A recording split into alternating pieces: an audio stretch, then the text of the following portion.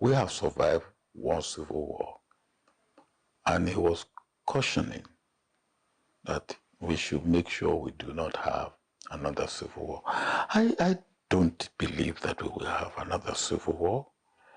I believe the issues that you have raised, and they are there, nepotism,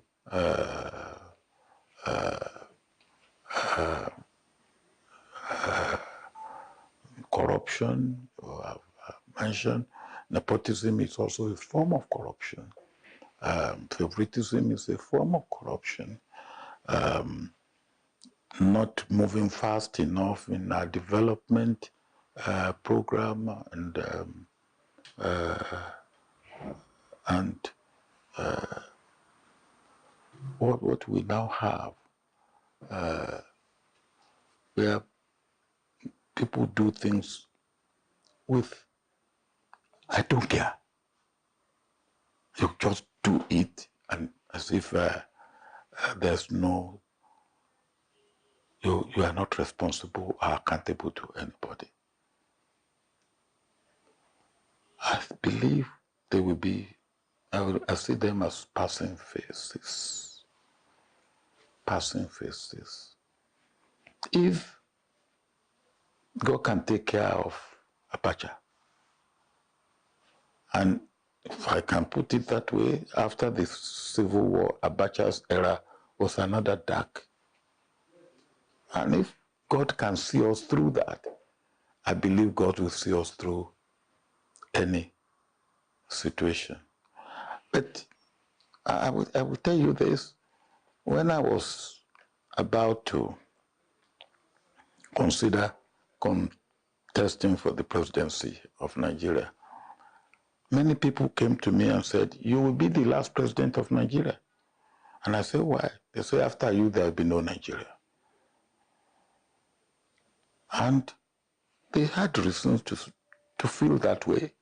And all I could say is that, look, I will give it my best that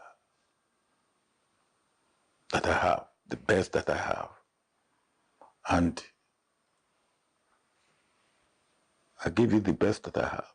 I wouldn't say that I was perfect. Of course I wasn't, because I'm human.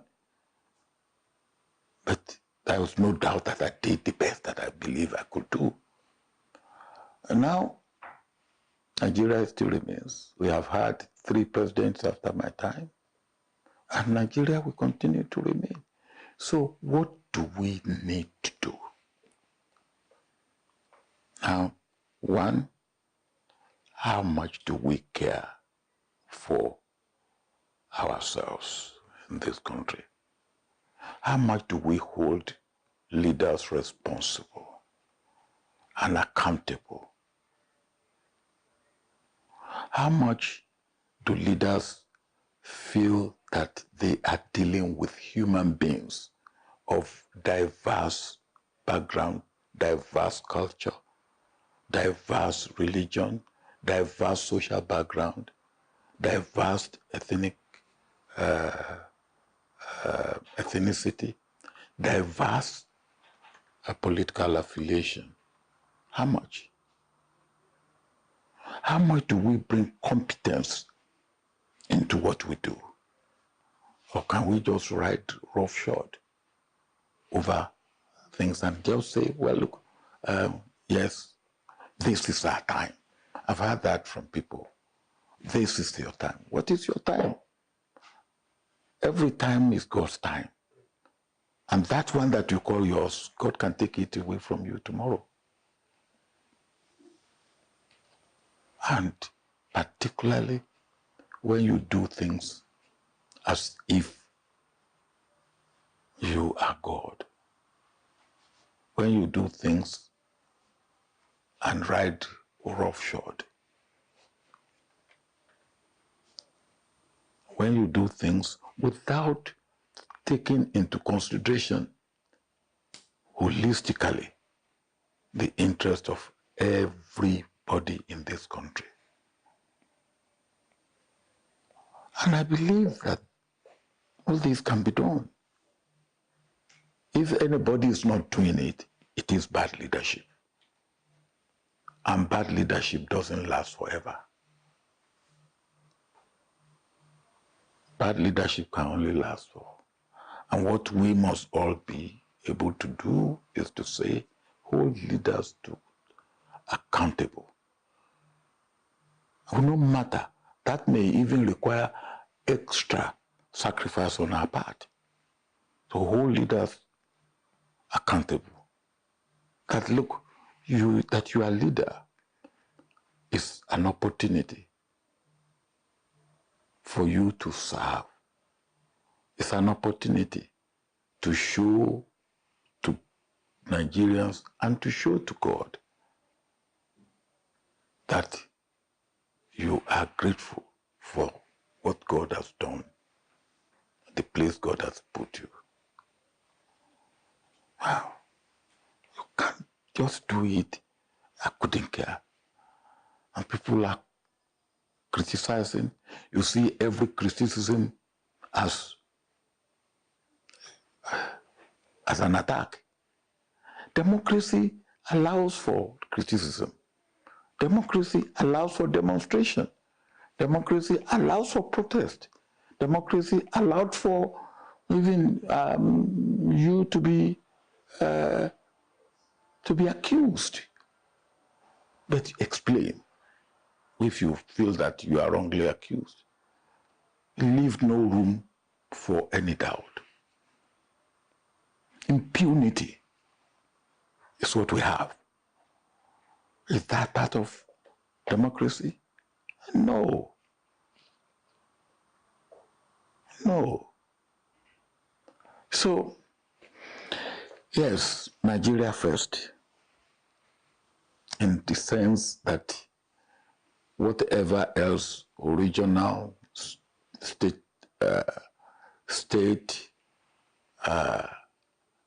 community, they take second place after Nigeria. Because we are able to talk to, you are able to talk to me. Because Nigeria is Nigeria. When I was campaigning in 1998 and 99, one experience that I will never forget was going to Dantata in Kano. At about 10 p.m., he was waiting for me. And I said, Malam, I have come to seek your support. And he looked at me and said, you know, the only reason I will give anybody my support is because I do not want to have to get visas to go to ENUGU or to go to Lagos. And that is meaningful to me. And I said to him, sir, I've decided to take on this job because I don't want to take visa to come to Kano. And that you have to work at.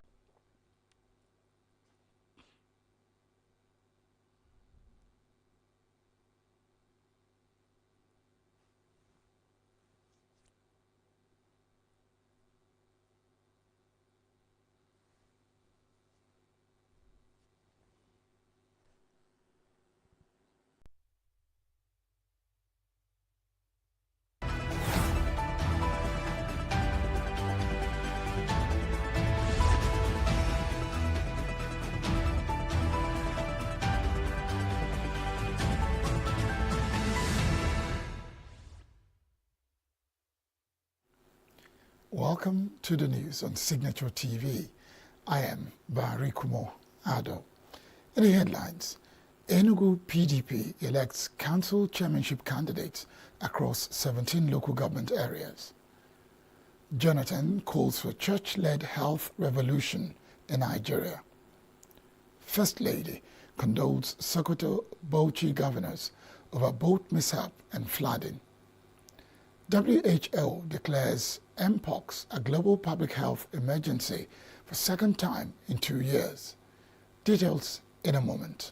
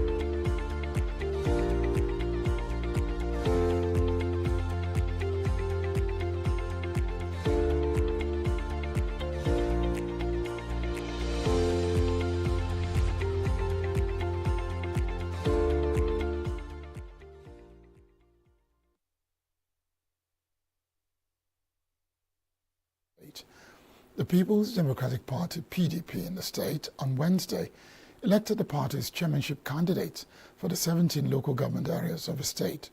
The party had earlier elected its councillorship candidates for the 260 electoral wards of the state on Monday.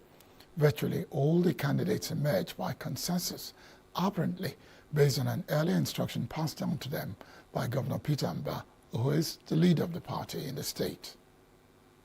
The exercise, which witnessed mass turnout of party delegates and stakeholders in the 17 local government areas, saw the eventual candidates clear the polls in most places, following weeks of consensus building preceding the exercise. Only two former council chairmen, Okechukwu Ede of Nkanu East and Obiora Obago of Isuzu local government area, were returned as the party candidates for the forthcoming council elections. In the party's chairmanship primary election held in Amagunze, Nkanu East local government area, Okechukwu Ede swept the entire 42 votes cast by the 42 delegates to emerge winner, while Honorable Obago polled all the 33 votes cast by 33 party delegates at Ikem Isuzu LGA to emerge victorious. In their acceptance speeches, the two candidates thanked party members for the confidence reposed in them, assuring that they would double their efforts to complement Governor Mbah's many rural development initiatives in the state when elected by their people in October. At Oji River local government area, Greg Anyewudike was elected as PDP flag bearer for the area, who in turn accepted the mantle with a promise. Again,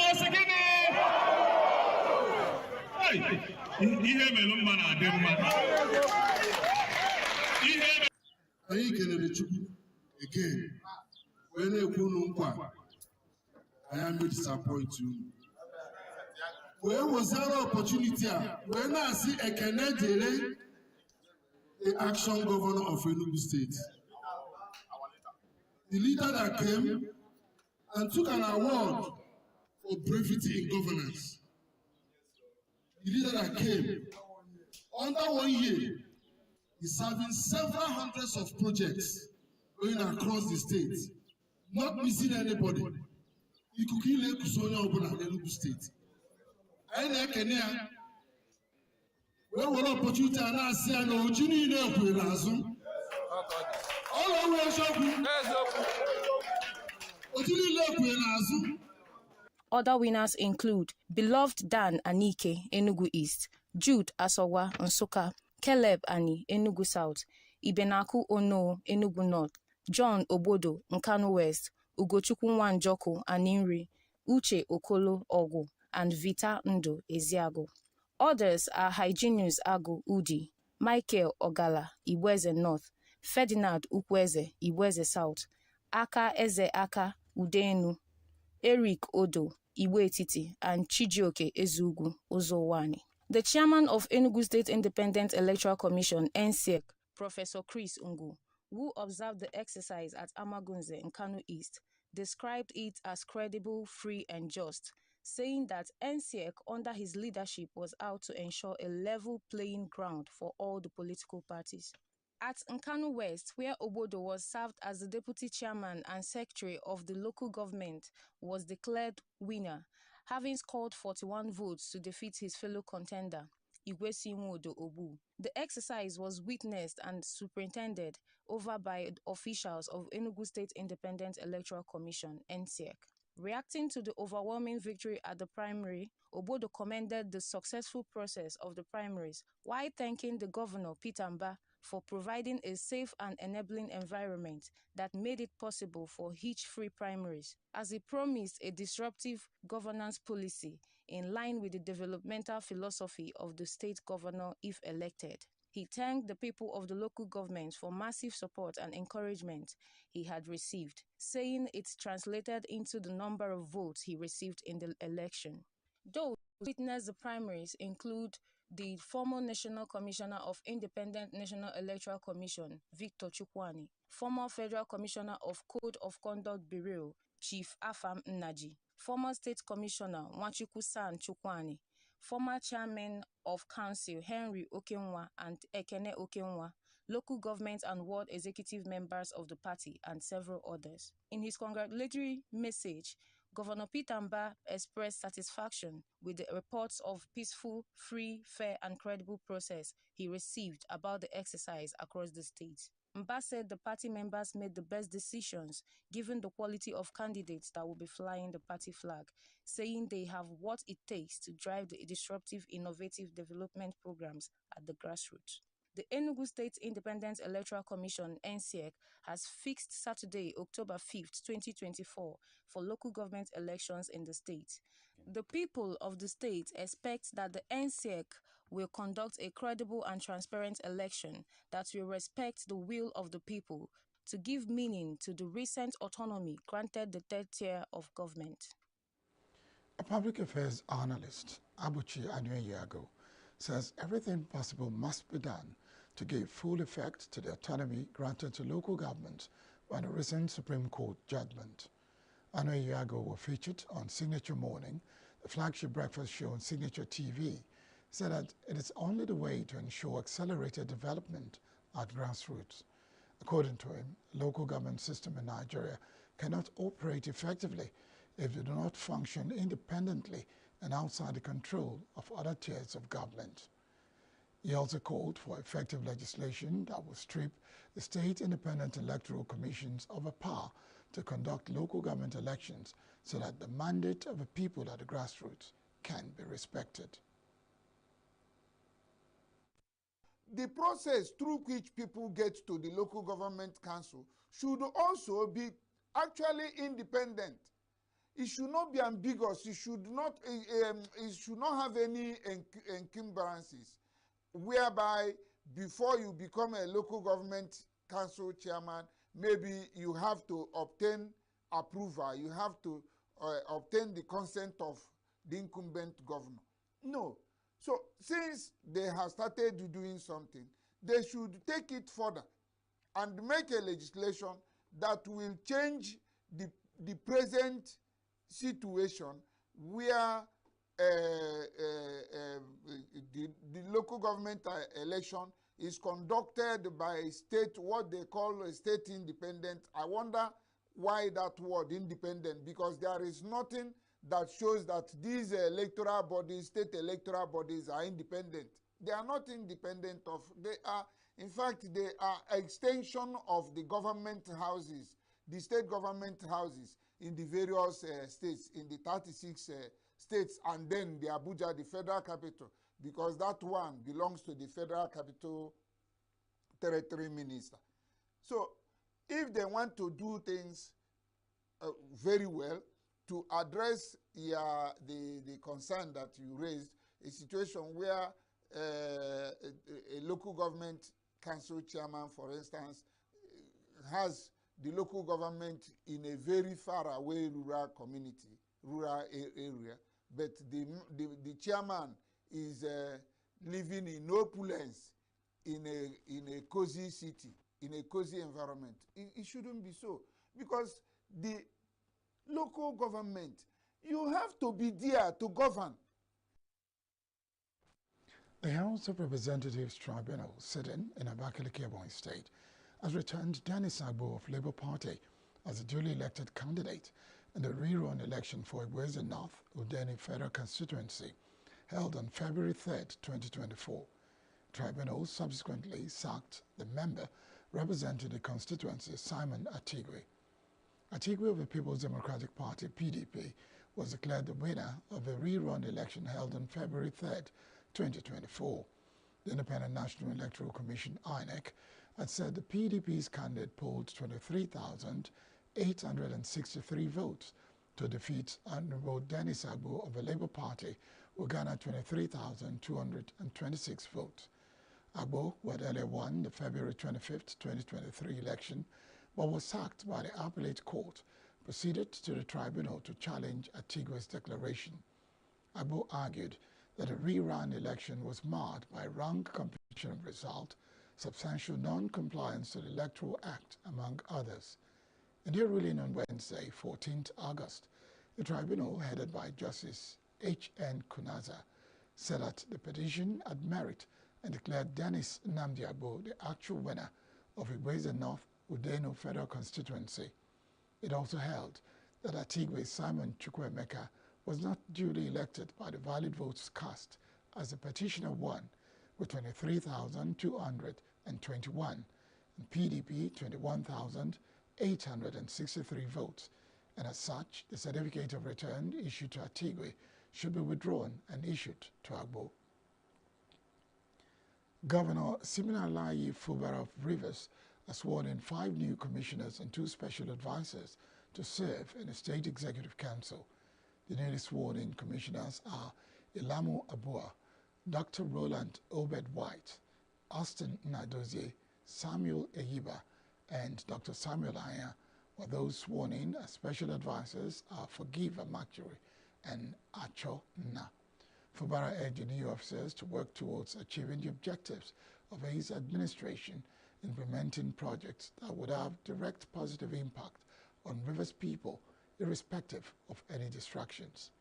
The governor urged them to see the appointments as an opportunity to serve the state and not an opportunity to make economic gains, and work hard to add value to the State Executive Council by contributing ideas that will promote good governance. Still in River State, the Coalition of River State Leaders of Thought has blamed the lingering political crisis in the South-South state on indigents appointed into federal government positions. Spokesman of the group, Chief Sonny Chukwuemela, who spoke at a press briefing in Port Harcourt, said that people appointed by President Bola Tinubu were collaborating with former lawmakers to attack the administration of Siminalayi Fubara. It decried recent incidents like the bombing of the Action People's Party Secretariat and shootings at the GRA Port Harcourt, and refusal of local government chairmen to vacate seats when their tenure had elapsed. Chukwuemela frowned at recent outbursts by Chief Tony Okocha, a leader of the All Progressives Congress in the state, accusing Fubara of sponsoring the recent protest, and urged the federal government to pay more attention to the crisis in Rivers, as its silence could be interpreted as supporting it. The accused Rivers indigents holding top positions in the central government of misrepresenting President Bola Tinubu, was known to be a true Democrat, thereby beginning to paint him in bad light and stripping him of the role of being the father of a nation. Chukwuemela urged the police to be more professional in the handling of issues in the state, while urging the FCT minister to concentrate on the good works he was doing in Abuja. Kano State House of Assembly on Wednesday screened and confirmed retired Major General Mohammed ENUGU as Commissioner and member of the State Executive Council. The House, presided over by the Speaker Jibrim Falgore, NNPP Rogo, after the screening dissolved into a committee of the whole. Majority Leader Lawan Hussaini, NPP Dala, later moved the motion to confirm the nominee, which was seconded by the Minority Leader Labaran Madari, APC Warawa. After a unanimous vote on the motion, the Speaker confirmed the nominee and directed the clerk to forward the lawmaker's decision to the governor's office. Meanwhile, Falgore commended ENUGU for his vast knowledge in the areas of internal and external security. He also urged him to uphold unwavering commitments to enhancing the prosperity, peace, and stability of Kano State. The Speaker further expressed confidence in the capacity of the nominee and advised him to prioritize security issues upon assuming office to sustain the prevailing peace and development across the state. The ENUGU State Police Command has arrested and charged a suspect, Aliyu Saad, with stealing a street light pole in the new artisan area of ENUGU. This was revealed in a statement signed by the ENUGU State Police Public Relations Officer, Deputy Superintendent of Police Daniel Ndukwe. Saad was apprehended by operatives from the New Haven Division following a tip-off about the criminal activity. He was subsequently charged in the ENUGU North Magistrates Court and remanded in the Correctional Custodial Center ENUGU, pending further hearings.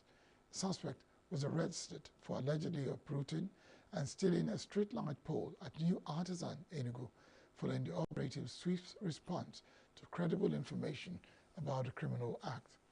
The CP urged the operatives to maintain their efforts and encourage the citizens of the state to remain law-abiding, vigilant and to promptly report criminals and their activities to the nearest police station.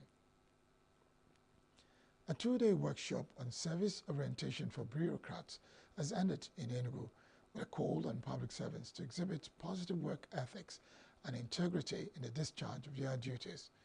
The workshop, organized by the ENUGU State Local Government Service Commission, examined various policies and legal instruments that guide and promote work ethics in the local government system.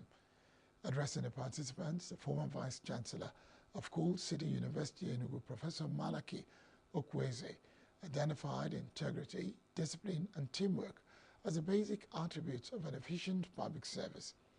They charged workers in both the private and public sectors to do some introspection to find out whether they have truly lived up their mandate in their service to humanity. When we want to deliver service, if something can be done now, but it's not going to be now, there is no need saying it can be done tomorrow. Just do it, and whatever is done already. Know that the system itself, which includes ourselves, the entire society, is part of what is putting that pressure. But there are people who, even if whatever you do, you can't get them to sit down to do their work. So if we mention ignoring or bypassing rules, which can also come from maybe sometimes people who don't do their work, who didn't listen, or who haven't benefited from workshops, because workshop is a continuous training system, and nobody ever learns enough. Nobody ever learns enough. Even in the process of coming to deliver this paper in this workshop, I have learned. So nobody ever ceases to learn. So a staff who doesn't have the opportunity of coming to sharpen his knowledge and to learn new things, new ways of doing things. Because things improve. Technology is here, and you can use technology to do a number of things. But apart from that, rules also change. Or attitude or application of rules also change. But when somebody lacks knowledge, it's difficult for the person to. So some people may not deliver service because they lack knowledge. Something that can be done in 1 or 2 days, the person takes 1 week to do. Some members of the Local Government Service Commission said a workshop was put together to change the orientation of local government employees and enhance the operational efficiency. The main aim of this workshop is for us to brief, to teach our workers the duties they are supposed to be doing. If you've been here yesterday, we see some of the topics that's talking about. Some don't come to work, some will come late, some don't even have schedule. They come, they talk and walk away. There are some will spend 2 or 3 weeks in home, only waiting when salary will come. But now, if they are very serious, what the lecturers are saying, if they make use of it, they will learn a lot. The Local Government Service Commission has the mandate to ensure that capacity building is done amongst our staff. To this end, we designed this orientation because for the first time in the past 15 or so years, this orientation was never done. Then getting a worker to serve must know the job. You have to train the person on the job so that he can pass it to others. Participants expressed satisfaction with the content of the workshop, saying they are more equipped to add value to the local government system. Oh, this training is very fantastic. In fact, we have been going for training at the Local Government Service Commission, but now we came to DEC. We have learned a lot. Before 2027, 2028, a lot of all these senior officers here must have retired. And that was why they now came and said that they want to train us so as to train our subordinates in the office. In fact, this kind of training has never happened in the history of Local Government Service Commission.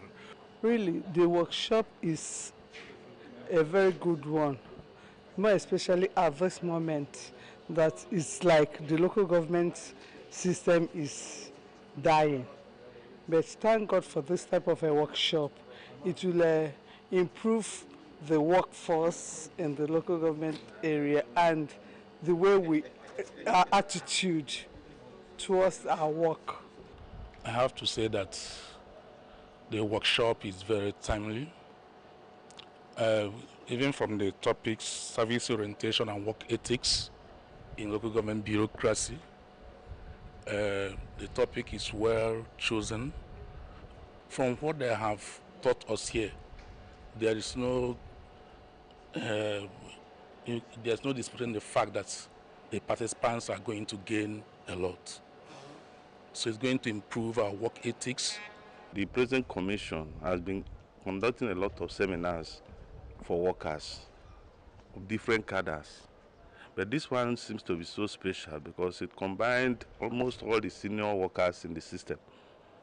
And believe you me, we've never had it as it is now. We've never had it good as it is now. And we believe that this workshop will help to improve the workers, the more. About 22 state-owned tertiary institutions have been cleared by the Nigerian Education Loan Fund to apply for student loan. The Nigerian Education Loan Fund announced that students from 22 state-owned tertiary institutions can now apply for loans on its portal. The onboarding of the 22 state-owned institutions brings the total number of approved state institutions to 108. The implementation of a student loan scheme is President Bola Tinubu's flagship project in the education sector. Tinubu signed the Access to Higher Education Act, which creates a legal framework for granting loans to indigent or low-income Nigerians to facilitate the payment of their fees in Nigerian tertiary institutions. The law, reenacted earlier this year, created the Nigerian Education Loan Fund.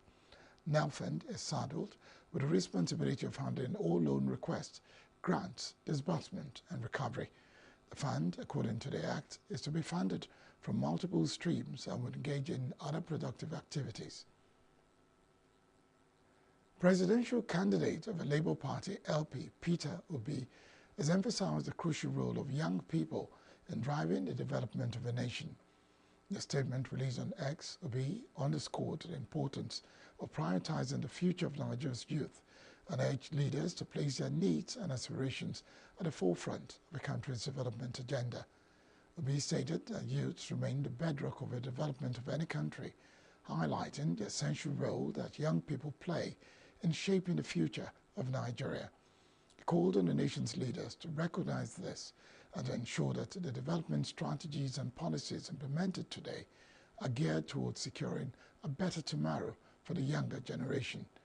Obi's message also carried a note of encouragement for Nigerian youths, urging them to maintain their hope and commitment to national development despite the challenges the country is currently facing. Former President Goodluck Jonathan has urged the church to take the lead in the crucial role of advancing Nigeria's healthcare system. Jonathan said this in his keynote address at the maiden edition of the Church of Nigeria Anglican Communion Health Summit held in Abuja.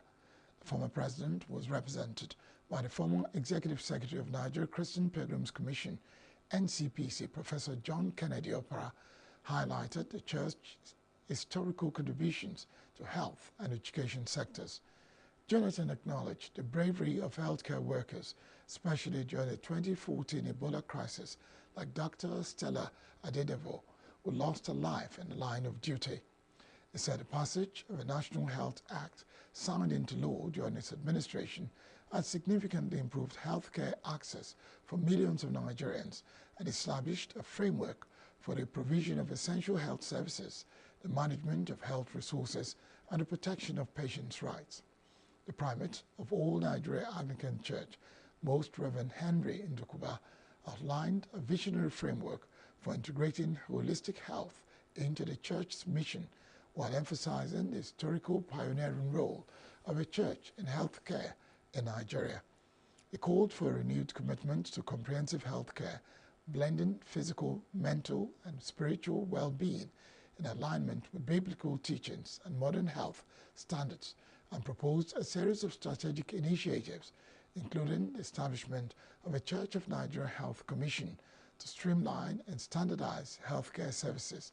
The summit aims to assess the Church's historical contributions to healthcare development, strategies for improvement, and establish a comprehensive health policy. The Lagos State government has called for the enactment of birth control law to address the menace of out-of-school children in Nigeria. Mr. Jamiu Ali Balogun, Lagos Commissioner for Basic and Secondary Education, made a call on the sideline of a two-day regional stakeholders meeting. The meeting, which was held in Ibadan from August 12 to August 14, with the theme Children Retention, Transition and Completion, Models for the Southwest States. The meeting was organized by United Nations International Children's Emergency Fund, UNICEF, in collaboration with Oyo State Ministry of Education. The meeting was attended by commissioners for education, religious leaders, and civil societies from Lagos, Ondo, Osun, Ogun, Ekiti, and Oyo states. Ali Balogun, who commended UNICEF for the initiative, said that the issue of out-of-school children was a global issue and not peculiar to Nigeria. The commissioner said that there was need to tackle the menace from the root. Ali Balogun, however, said that Lagos State government had developed measures to curb the menace in the state. According to him, Lagos State government strives to get children out of the streets with the support of other stakeholders. The Oyo State government has declared August 20 Work-Free Day to mark the 2024 Assessor Day. This is contained in a circular issued by the Secretary to Oyo State Government, Professor Olanike Adeyemo, on Wednesday in Ibadan. Governor Seyi Makinde had in 2023 declared August 20 every year as public holiday in the state in commemoration of Assessor Day. Makinde enjoined all traditional worshippers and residents of the state to use the day to pray for peace, unity, and stability of the state and the country in general. The Labour Party has dissociated itself from Chief Olushola Ibiseni, the Secretary General of Yoruba Social Cultural Group, Afenifere, as the party's candidate in the November 16 governorship election in Ondo.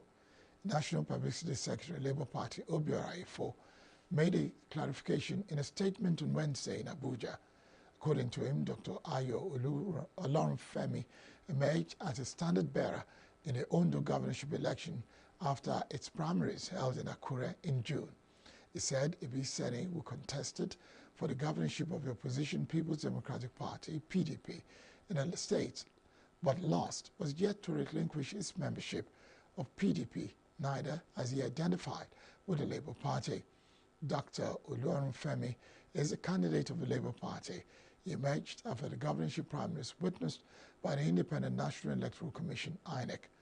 He said LP had noted members who were working for Nigeria Labour Congress in pursuit of the party's leadership, in spite of the affirmation of the Appeal Court of Julius Abure as its chairman. He therefore urged Nigeria Police Department of State Security and all other security agencies to apprehend anyone impersonating or being used to fight a proxy battle by way of impersonation. The first-class chief of Takum in Taraba, His Majesty Sophia Amado, on Wednesday called on the governors of Taraba and Benue to join forces and stem the growing tide of killings along the border communities of the two states. This is contained in a statement signed by his secretary, Danlami Gaboa, which was made available to newsmen in Jalingo. Amado, who described the recent killings as wicked and barbaric, said the unwarranted incident had caused pains and agonies in the area. Calling on the people of the area to remain calm, he urged the citizens to resist the temptation of retaliation, assuring that security agencies, the government, and other key stakeholders were actively working to identify and apprehend those responsible.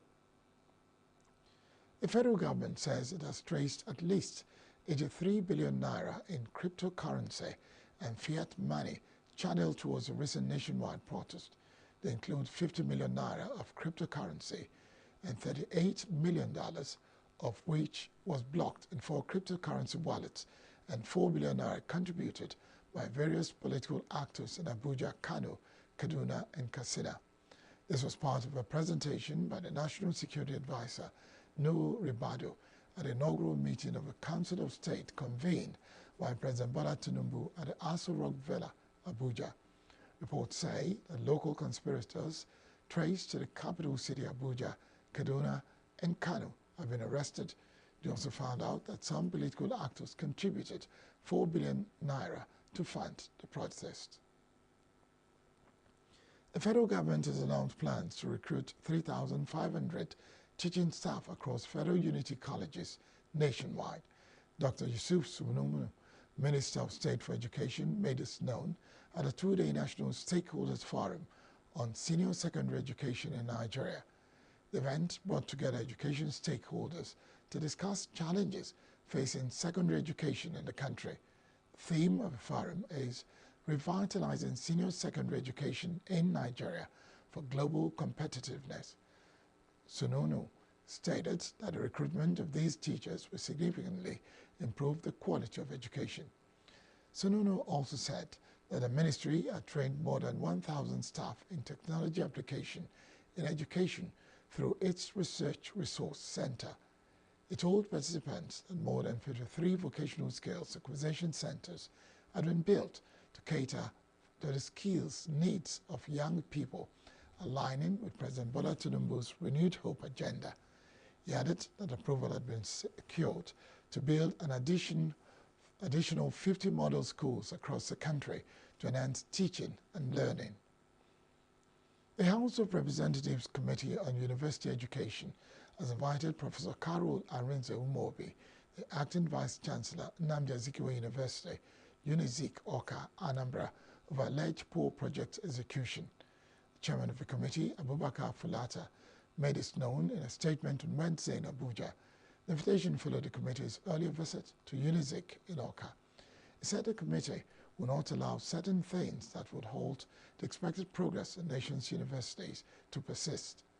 The committee observed that the data presented in the documents submitted by the VC do not align with the reality on ground in terms of project execution.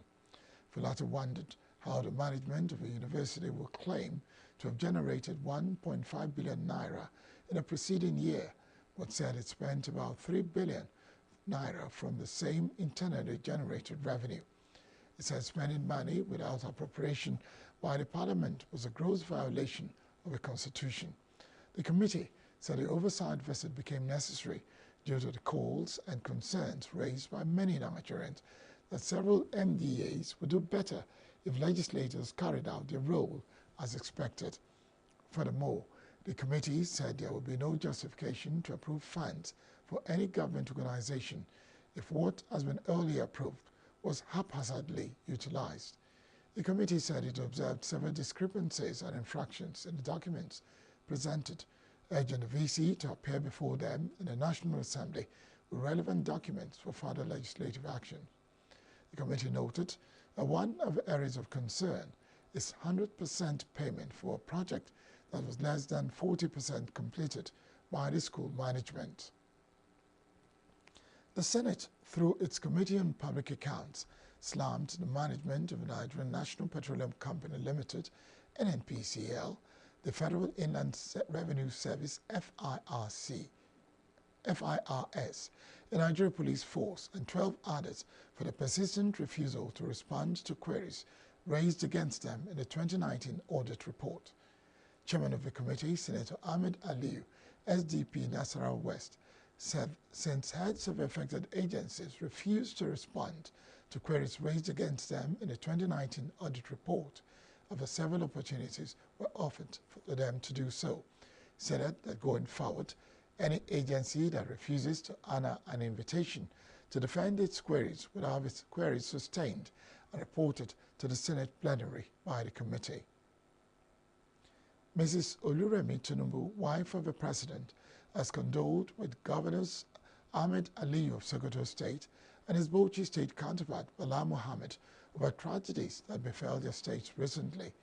Oluremi, in a statement in Abuja, expressed sadness over the boat mishap which claimed several lives in Sokoto, and a flooding which destroyed property in Bauchi State, describing the incident as unfortunate.